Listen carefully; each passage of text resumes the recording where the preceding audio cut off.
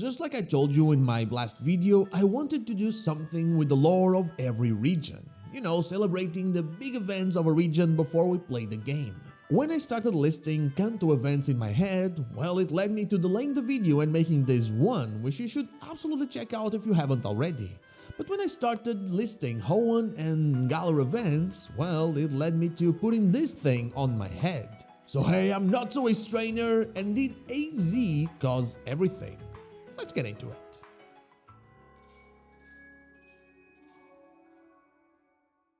We are fresh off playing a Kalos related game. Pokémon Legends ZA dove a little deeper into not only the things we knew about the past of the Gen 6 region, but also introduced some new things that we had never heard about. One thing it did was also show us that Mega Power can influence things around it.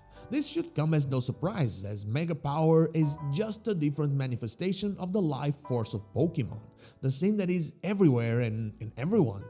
I got a bit deeper on this particular connection in this video if you want to hear more about it. I'll leave the links in the description. This life force of Pokemon is, in my opinion, connected to every single other gimmick, and they are, just like Mega Evolution, a manifestation of its power of this source. Primal Reversion, Dynamax, Z-moves, and even Terastal are just different ways that it has affected Pokemon. And the Pokemon sources of these gimmicks have just channeled it differently. Because of this, it's fair to assume that they are also connected somehow, even if just by their power source. And it was this notion, this possible connection, that led me to theorize about two specific events. First, we have what is considered the first Mega Evolution, not only by the Draconids but also by AZ. The Lucario Mega Evolution that is so famous in Kalos and in the Tower of Mastery is very likely the first trainer and Pokemon Mega Evolution. The first one related to the bond between them. The true OG one is the one performed by Rayquaza when battling against Primal Groudon and Primal Kyogre 1000 years before the events of Omega Ruby and Alpha Sapphire. While Rayquaza had stopped their battles before, 1000 years before that, so 2000 years before Auras, it hadn't Mega evolved, and the weapon had been fired already 1000 years before that, so 3000 years before the events of Auras. It only did so, it only Mega evolved when AZ was there to witness it, when he went there to plant a tree in Sutopolis that had an eternal flower bloom around it. This made many things click. Pokemon were attracted to Lumiose City by Mega Power. That's the reason we needed the Wild Zones. Groudon and Kyogre were attracted to places where meteorites fell because of the life force or natural energy that they craved. And considering that every 1000 years meteors fall in Hoenn, it means that first, every 1000 years they pass by the Pokemon world, and second, something pulls them out of orbit and towards that specific region. But only when AZ was there was a meteorite attracted that contained what Rayquaza needed to Mega evolve. Then again, this could simply be a coincidence. AZ had been alive for a long time, and in his lifetime, it had already happened once, this meteorite thing 1000 years after he fired the weapon. And so he might have just, suspected that the weapon might have affected something with celestial bodies and went there to check. I checked the places where they had fallen, he knew Hoenn was one of them, and so he visited under the guise of, oh, I'm just here to give you a tree. But there's another event that he witnessed that it just cannot be a coincidence at all. The Darkest Day is the big event that Rose tried to repeat in Pokemon Sword and Pokemon Shield. The one where Eternatus causes everyone to Dynamax and wreak havoc all over the Galar region. It happened for the first time 3000 years in the past, and while the time frame is not exact, it could be 3001 or 3050 or something like that, it was around the same time AZ had fired the ultimate weapon.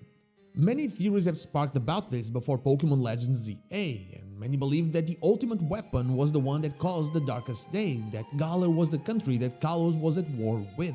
While a conflict between these two nations was very likely something that happened if we take into account the description for Kamado's Galarian armor at the Lumiose Museum, the war that created the ultimate weapon was very likely an inside war, a war between different factions in Kalos. But that doesn't mean that AZ isn't connected to what happened in Galar.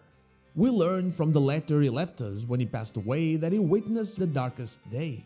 Considering his country had been at war for a while, I think it's very likely that his visit only happened once he started roaming the world. And so, when he visited Galar and witnessed the Darkest Day, he had fired the weapon already. This one cannot be a coincidence. Eternatus was slumbering inside an asteroid inside of what we now know as the Max Lair in the Crown Tundra for 20,000 years. The fact that it woke up when AZ was there to witness it makes me think that he, and possibly his Floette, can affect the world around them just like Mega Power. One thing to keep in mind with the Max Lair and the Dynamax adventures is that Pokemon are attracted to that place as well, just like they were with the Wild Zones. We are told that the legendary Pokemon that we find at the end of the adventure were attracted there exactly because of that power, that different manifestation of natural energy of the life force of Pokemon. Professor Sycamore theorized that Mega Evolution came to be from stones irradiated with the light of the ultimate weapon. That was the reason we had more in ZA, because it was fired once more. AZ and his Floette were both irradiated with that same light, something that changed him and his Pokemon. We saw in ZA how Eternal Flower Floette reacted to the releases of Mega Power from Ange, feeling its effects, and it's undeniable that AZ's passing also came at a very opportune time.